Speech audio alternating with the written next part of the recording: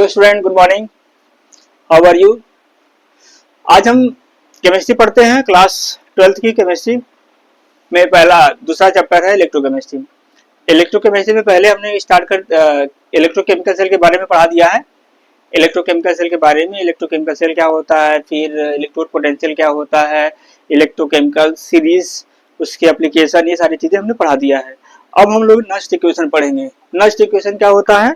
Nernst equation ये बताता है कि कोई भी सेल है उसका ईएमएफ आप कैसे निकालते हैं, इलेक्ट्रोमोटिव फोर्स निकालते हैं, है ना। ईएमएफ ऑफ सेल के किसी भी टेम्परेचर पर निकालेंगे, किसी भी कंसंट्रेशन पर निकालेंगे, तो वो हम निकालेंगे। तो चलिए एक रिएक्शन देखते हैं हम। मान लिया कोई रिएक्शन है और मेटल का ये आयनिक फॉर्म है, ये रिड्यूस हो रहा है और ये मेटल में कन्वर्ट हो रहा है। ठीक है, कोई भी मेटल ये रिड्यूस हो रहा है। तो रिड्यूस होकर के मेटल में कन्वर्ट हो रहा है। तो E cell of Mn plus से M equal to E not cell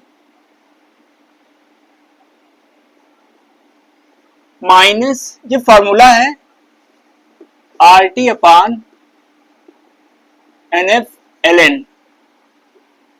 देखिए यहाँ पे ऊपर लेफ्ट साइड में लिखेंगे इसका active mass of M upon active mass of Mn plus, active mass मतलब कंसंट्रेशन। ओके,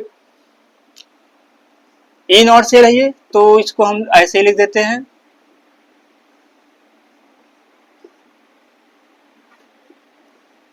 माइनस ln है, ये नेचुरल लॉग है। नेचुरल लॉग का मतलब है बेस ए होता है। जब इसको, चूंकि हम लॉग टेबल जो हमारा होता है जिसे हम न्यूमेरिकल लगाते हैं, वो लॉग टेबल आपका किस पे काम करता है? वो लॉग बेस 10 पे काम करता है और ये लॉग बेस ई है। तो लॉग बेस 10 में कन्वर्ट करने के लिए यहाँ पे क्या करेंगे हम? 2.303 से मल्टीप्लाई कर देंगे। आर की वैल्यू हम पुट करते हैं 8.314। टेम्परेचर है standard 298 kelvin upon N. N का मतलब कितने नंबर ऑफ इलेक्ट्रॉन ट्रांसफर हो रहे हैं, तो एन यहाँ पे एन ही है। एफ फैराडे कांस्टेंट होता है। फैराडे कांस्टेंट जो होता है 96,500 होता है, ये फिक्स होता है। और यहाँ पे हम लॉग लिख देते हैं, लॉग बेस 10। तो लॉग बेस 10 लॉग लिख दे रहे हैं। और ये देखो, ये मेटल का एक्टिव मास है, तो एक्टिव मास ऑफ मेटल यानी जो है सॉलिड फॉर्म में जो है उसका एक्टिव मास जो होगा वो क्या होगा? यूनिट होगा। तो इसको छोड़ देंगे और ये अपान हो जाएगा Mn प्लस, ये हो गया। इसको आफ्टर सिंप्लीफिकेशन, आफ्टर सिंप्लीफाई अगर हम लिखेंगे Mn प्लस से M माइनस, ये सिंप्लीफाई करोगे तो 0.059 अपान n हो जाएगा और ये होगा आपका log 1 upon active mass of Mn plus. ये हो गया। ये हाफ सेल के लिए है, ई सेल, ये हाफ सेल के लिए। ओके, अगर ठीक है, यहां पे तक समझ में आया? ये फॉर्मूला है, याद करना पड़ेगा। फॉर कोई हम रिएक्शन देखते हैं, लेट रिएक्शन, मान लो रिडॉक्स रिएक्शन हम इलेक्ट्रोकेमिकल सेल का लेते हैं। Zn react with Cu2 plus, तो ये हो जाएगा Zn2 प्लस और ये Cu। ओके, ये ऑक्सीडाइज होगा, ये रिड्यूस हो गया। ओके, जरा ये जानते हो। अब इसके लिए हम नस्ट इक्वेशन लिखते हैं, तो by Nernst equation, by Nernst equation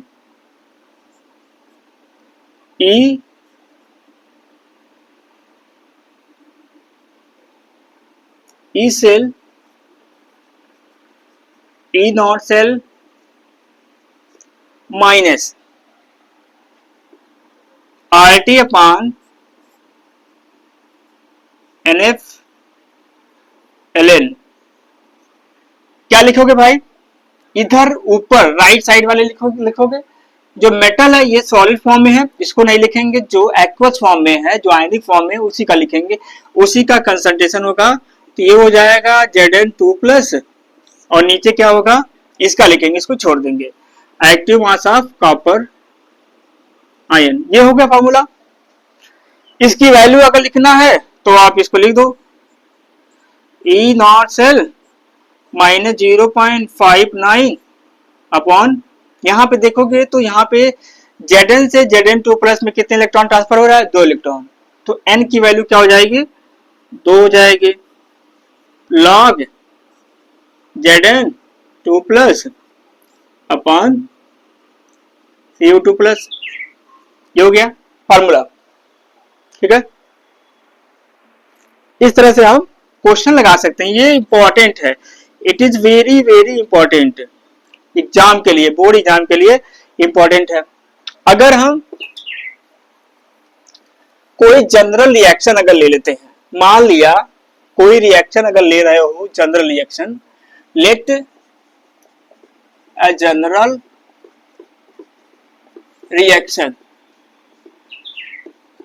मान लो ए है, बी है, सी और डी है। तो यहां पे नष्ट इक्वेशन कैसे लिखोगे भाई,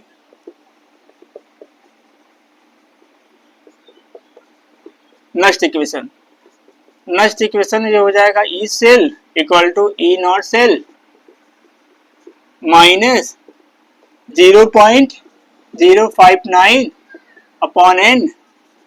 लॉग देखो यहाँ पे ये हो गया, ये स्टोइचियोमेट्रिक कोएफिशिएंट इसके सामने, तो सी के पावर सी हो जाएगा, और यहाँ पे कैपिटल डी के पावर डी, ए के पावर ए,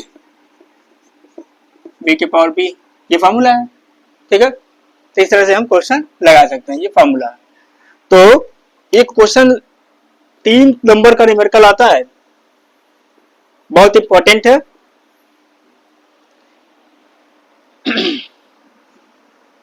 तो एक न्यूमेरिकल देखते हैं।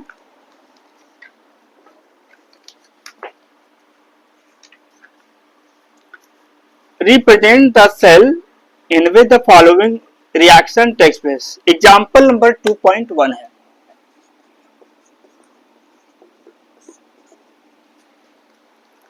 Magnesium silver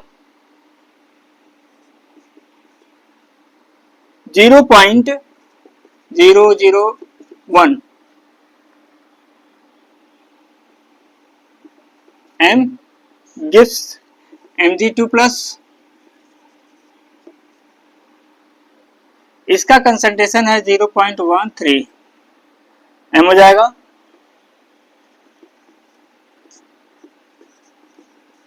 Ag। Calculate E cell if E not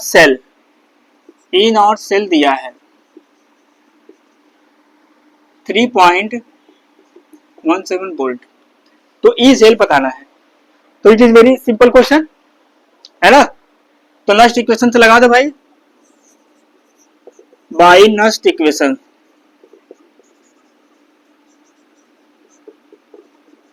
next equation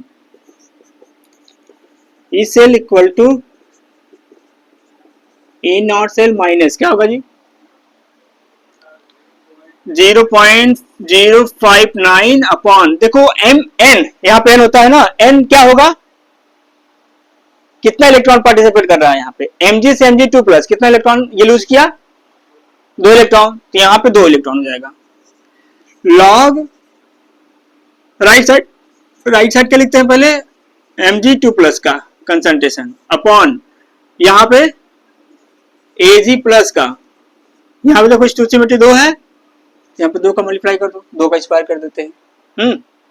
तो ई डॉट सेल तो दिया है 3.17 माइनस 0.059 अपॉन 2 लॉग Mg2+ का कंसंट्रेशन कितना है भाई 0.130 अपॉन ये है आपका 0.001 होल स्क्वायर। हाँ सिंप्लीफाई कर दो इसको 3.17 माइनस 0.59 बाई 2 और लॉग 13 इंटू 10 के पावर -2 कर दो भाई और यहाँ पे लिखो 10 के पावर -3 है पावर है तो 10 के पावर -6 हो जाएगा ये है ना नीचे लिख सकते हैं तो 3.17 2 से यार डिवाइड कर दो भाई इसको 0.0295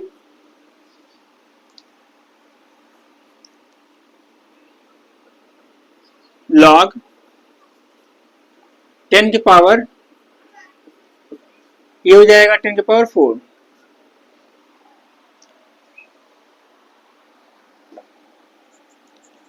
3.17 0.259 इसको कर दो आप log 13 प्लस 4 log 10 सिंप्लीफाई कर दिया मल्टीप्लाई है तो बीच में प्लस हो जाएगा 4 सामने आ जाएगा log 10 हो जाएगा तो log 10 यहाँ पे बेस 10 है तो इसकी वैल्यू 1 हो जाएगी बट log 13 वैल्यू निकालनी पड़ेगी तो log 13 कैसे निकालोगे log 13 निकालने के लिए log टेबल में आप जाओ log टेबल दिया है कि नहीं दिया है log टेबल दिया है एंटी लॉग लॉग सब दिया है तो log टेबल में आप 13 है 3.17 माइनस 0.0259 log 13 की वैल्यू है तो log 13 है का मतलब क्या हुआ log 13 के सामने जाओ 13 के सामने 0 के नीचे तो 13 के सामने 0 के नीचे जाओगे तो 1139 है 1139 और ये +4 अब इसमें डेसिमल लगाना है तो यहाँ पे देखो 13 है तो 2 डिजिट है टोटल कितना है 13 है तो 2 डिजिट है तो 2 डिजिट तो जितना भी डिजिट होता है उसमें से क्या करते हैं एक घटा देते हैं तो 1 माइनस 1 तो ये 1 हो जाएगा इसका मतलब है कि राइट से एक डिजिट पे डेसिमल लगा दो ये हो गया ये log 13 की वैल्यू है अब सिंप्लीफाई कर दो तो ये जोड़ घटा करोगे पूरा तो आफ्टर सिंप्लीफाई तो सिंप्लीफिकेशन ये आप कर लो इसमें कुछ करना है नहीं क्योंकि कैलकुलेशन तो आपको ही करना पड़ेगा कैलकुलेशन करने पे 2.96 वोल्ट आएगा 96 वोल्ट ये है ठीक है तो इस टाइप का क्वेश्चन आता है फिर आते हैं इक्विलिब्रियम कांस्टेंट नेक्स्ट इक्वेशन पे हम इक्विलिब्रियम कांस्टेंट अप्लाई करते हैं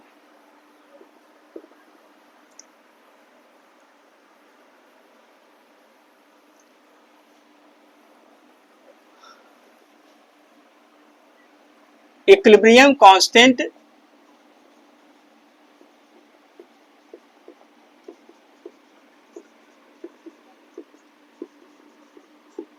फ्रॉम नेक्स्ट इक्वेशन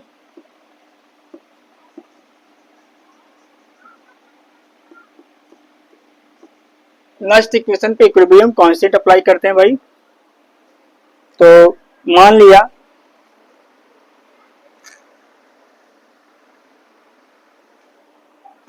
रिएक्शन है मान लिया Zn plus CO2 plus equilibrium इन दोनों के बीच में है Zn2 प्लस CO2 कॉपर रहेगा ये हो गया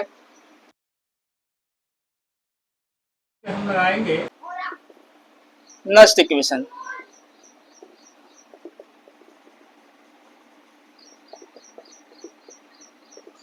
E cell E naught cell minus RT upon NF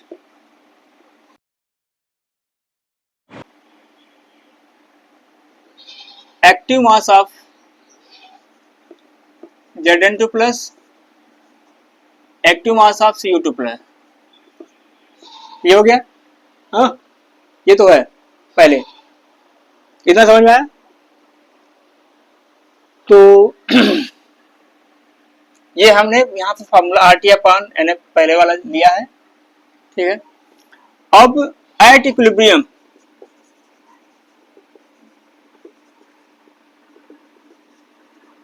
equilibrium constant होगा Kc। इक्विलिब्रियम कांस्टेंट जानते हो, क्लास 10th में पढ़े होगे, Zn2 plus upon Cu2 plus, ये होगा। सो एट इक्विलिब्रियम,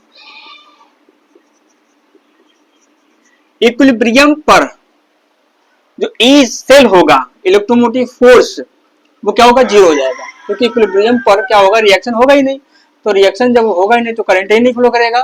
जब करंट नहीं फ्लो करेगा भाई तो ई सेल क्या हो जाएगा, जीरो। तो जब ई सेल जीरो हो जाएगा तो यहाँ पे जीरो हो जाएगा। तो zero equal to E not cell minus 0.59 upon N लगा देते हैं भाई इसकी जगह पे, लॉग के सी। तो this implies that E naught cell 0.59 upon n log Kc। यहां पे हम log Kc की वैल्यू निकाल सकते हैं बाई एंटी लॉग, ठीक है। तो ये फॉर्मूला है, इस फॉर्मूले का यूज करना है, ठीक है। तो क्वेश्चन करते हैं इस पे एक न्यूमेरिकल, Kc की वैल्यू किस तरह से निकालेंगे।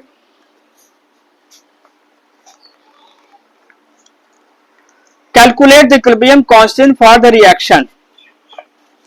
रिएक्शन आपका है कॉपर प्लस Ag,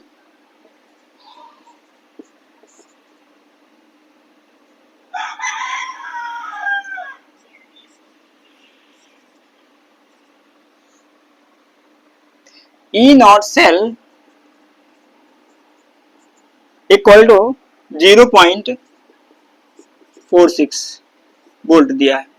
आपको इक्विलिब्रियम कांस्टेंट निकालना है, Kc की वैल्यू निकालनी है, तो यहाँ पे एंटी लॉग लगाना पड़ेगा। तो ये फॉर्मूला लगाओ, अप्लाई दिस फॉर्मूला। तो देखो यहाँ पे 0.46 आ जाएगा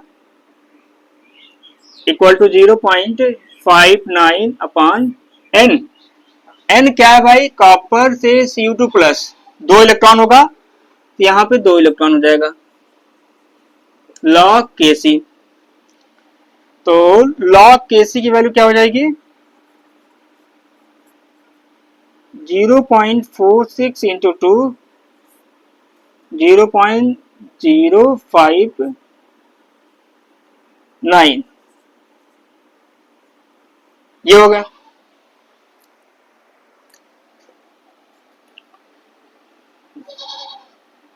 शायद नहीं बाहर है,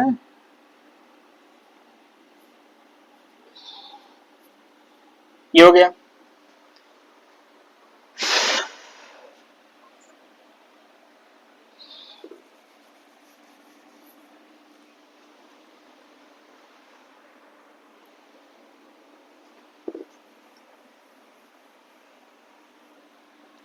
लॉग Kc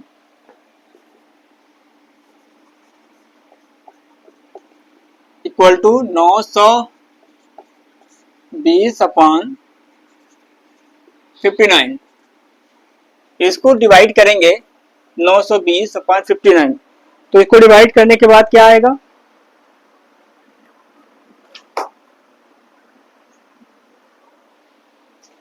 15.6।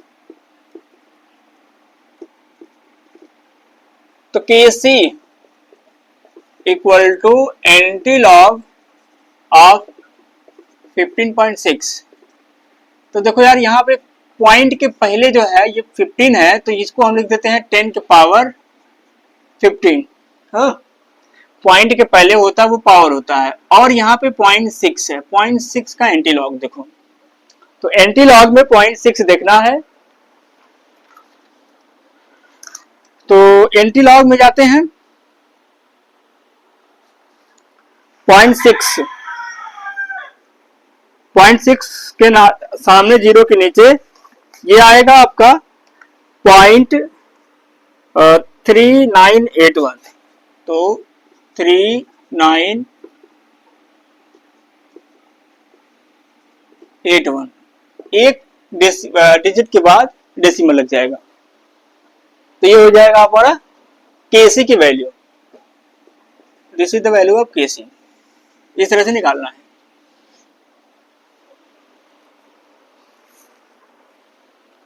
तो ये था equilibrium constant from Nernst equation. फिर आते हैं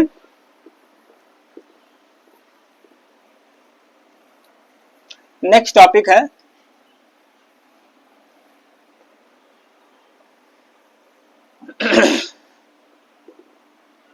gives free energy.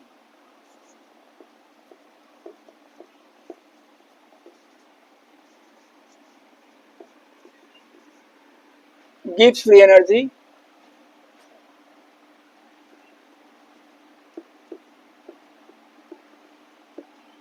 Nernst equation. देखो वर्क डन केमिस्ट्री में पढ़े होगे, वर्क डन जो होता है Q इंटू वी होता है, चार्ज इंटू पोटेंशियल। तो चार्ज की जगह पे Q equal to N into E into V लिख सकते हो। तो इसी तरीके से